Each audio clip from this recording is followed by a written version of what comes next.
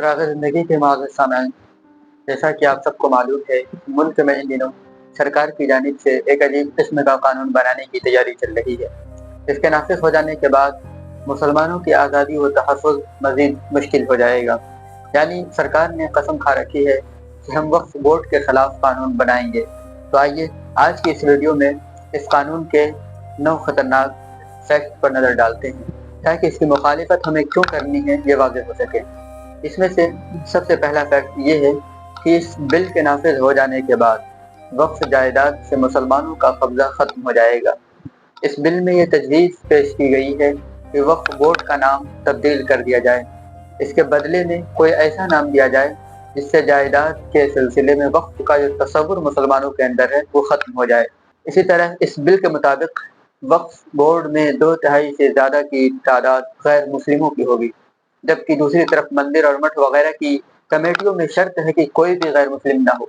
तो फिर वक्फ बोर्ड में टांग अड़ाने की क्या ज़रूरत पेश आ गई है, जबकि ये खालिस मुसलमानों का मामला है। वक्फ बोर्ड की जायदाद का सर्वे ज़िला कलेक्टर करेंगे, और आप खूब अच्छे से जानते हैं कि हर ज़िला के कलेक्टर मुस्लिम नहीं होते, इसलिए तशवीश व परेशानी लाजमी है।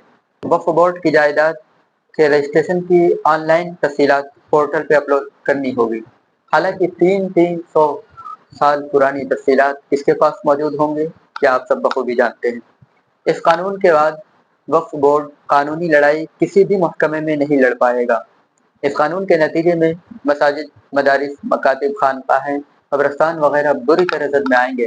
जाहिर सी बात है, जब इन जगहों की कोई हकीकत ही नहीं बची तो फिर सरकार जिसे चाहे जैसे चाहे जहाँ की चाहे अपने इस्तेमाल में लाए, मस्जिदों को तोड़वाए, मदारिस और कब्रस्तान को उजड़वाए, किसी को कोई फर्क नहीं पड़ने वाला है, क्योंकि वो जायदाद वक्फ की ज़मीन हुकूमत के कब्जे में जा चुकी होगी। वक्फ बोर्ड में मौजूदा ज़मीनें मुल्क के मुसलमानों की फलाह व बहबूद और तरक्की के लिए हैं, जिसे सरकार छीन कर अपने दोस्तों और हमनवाओं में तकसीम करना चाहती है। आप जानते हैं कि मुल्क के अमीर तरीन में सबसे पहले नंबर पर रहने वाले मुकेश अंबानी का घर वक्फ की ज़मीन पर बना हुआ है। इस कानून के बन जाने के बाद मुल्क में मौजूद वो तमाम जगहें जहाँ से मुसलमानों का इल्मी, फिक्री, इस्लाही और अकीदे का ताल्लुक बना है, सब पर काले बादल छा जाएंगे और हर वक्त शदीद बेहरमती का इम्कान रहेगा। इसलिए इस कानून की मुखालिफत इतनी ही ज़रूरी है जितनी हमें अपनी ज़िंदगी को जारी रखने के लिए हवा, पानी और ग़िज़ा। क्योंकि जब हम अकीदे के लिहाज से मजबूत नहीं होंगे, हमारी मसाजिद, हमारे मदारिस महफूज नहीं होंगे, हमारा ईमान महफूज नहीं होगा, हमारी वो जगह महफूज नहीं होंगी जहाँ से हम अपने ईमान को ताज़ा कर सकते हैं, तो फिर हमारी ज़िंदगी किस काम की, एक मुसलमान की ज़िंदगी किस काम की। इसलिए दोस्तों, इस कानून की जिस हद तक मुमकिन हो सके हमें मुखालिफत करनी है, और हुकूमत को याद दिलाना है कि मुसलमान अपने ईमान के मामले में, अपनी शरीयत के मामले में कभी भी कोई भी समझौता नहीं कर सकता। मिलते हैं दोस्तों फिर किसी और वीडियो के साथ।